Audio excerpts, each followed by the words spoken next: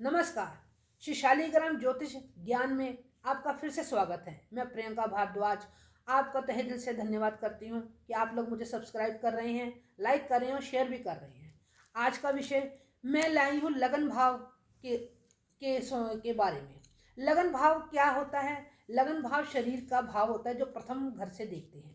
कुंडली के 12 घर हैं, उनमें से पहला महत्वपूर्ण घर है ये लगन भाव। लगन भाव में जब लग्नेश जिस भाव में बैठेगा तो उसका कार्यकत्व को बढ़ाएगा। लग्नेश अगर सेकंड भाव में बैठेगा तो आपको धन की वृद्धि करेगा और सेहत की हानि भी करेगा। लग्नेश अगर तीसरे भाव में होगा तो विल पावर, स्ट्रेंथ पावर बहुत अच्छी होगी, भाई बहनों से अच्छा संबंध बनाएगा। पर तीसरे भाव का स्वामी भी देखना है किधर बैठा है, उसको देख रहा है कि उसके साथ मित्र भाव है क्या है, सब कुछ। 6, 8, 12 से अगर संबंध है लगन भाव का तो रिजल्ट अच्छे नहीं आएंगे, कुछ भी परेशानी आएगी, स्वास्थ्य के प्रति मानसिक रूप से कमजोरी आएगी। लग्नेश 6, 8, 12 में के अतिरिक्त किसी भी भाव में जाएगा तो उसके कार्यकत्व को बढ़ाएगा। लगन से सप्तम में कोई ग्रह ना हो तो लगन मजबूत पर स्वयं कमजोर होता है। लगन तो मजबूत हो गया पर स्वयं कमजोर हो जाता है। दूसरे 7वें भाव मारक का भाव है, लेकिन दूसरे भाव में वाणी व मोह का भी है। मोह मतलब परिवार, ममता इत्यादि भी हम देखते हैं। प्राथमिक शिक्षा भी हम सेकंड हाउस से ही देखते हैं।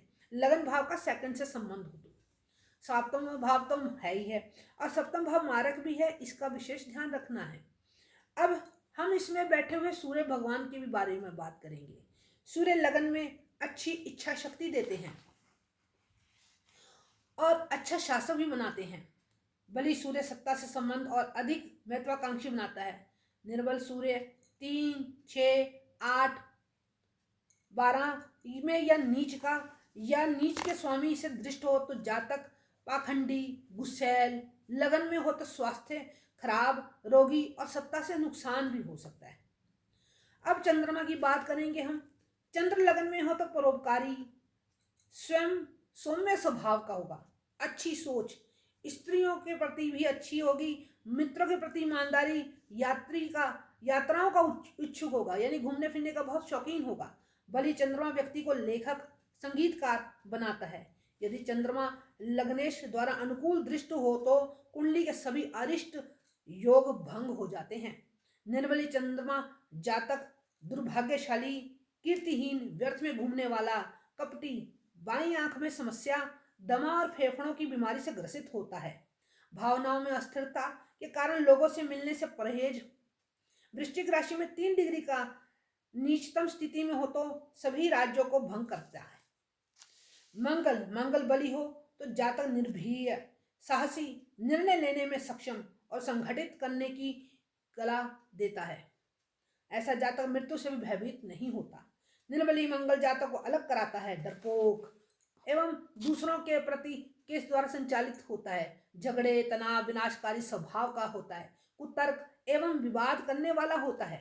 मंगल शुक्र बलि होकर स्थित हो तो जातक को कला के क्षेत्र में सफलता प्रदान करता है। बुध लगन में हो तो उच्च व्यापारी, तीक्ष्ण बुद्धि एवं वाचाल्य एवं पुष्ट देह वाला होता है।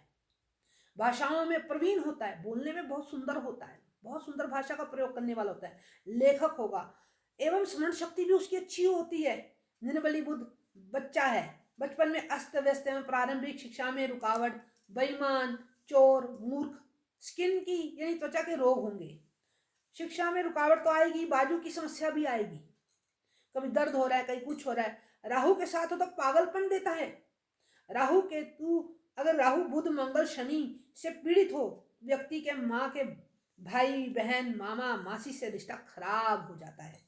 ऐसे व्यक्ति को आंखों की समस्या भी होती है। पर धनु में स्थित बुध राजा के समान सम्मान दिलाता है। बृहस्पति व्यक्ति को परोपकारी, दार्शनिक, जन्म से भाग्यवान, प्रसन्न रखने वाला, दूसरों के दुख को देखकर सेवा करने वाला, मधुर स्वभाव, उच्च कोटि की सलाह देने वाला। अगर गुरु कुंडली में अच्छा हो तो उसे भगवान की कृपा या आशीर्वाद ही समझना चाहिए। निर्बली गुरु जातक को आडंबर बातों को बढ़ा चढ़ाकर बताने वाला बनाता है। लगन का निर्बली गुरु जातक को भोजन प्रिय, स्वार्थी और मोटा भी बनाता है।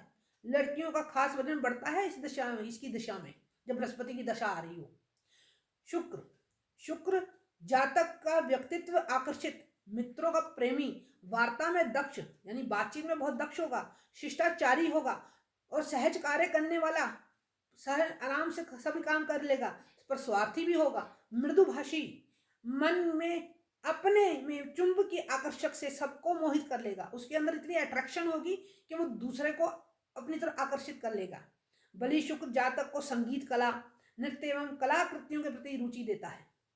निर्बली शुक्र जातक को आलसी, अल्पमति, प्रतिकूल सोच, अब हमेशा नेगेटिव सोचिएगा, कमजोर गुर्दे, प्रजनन तंत्र में कमजोरी अर्थात नपुंसकता भी दे देता है।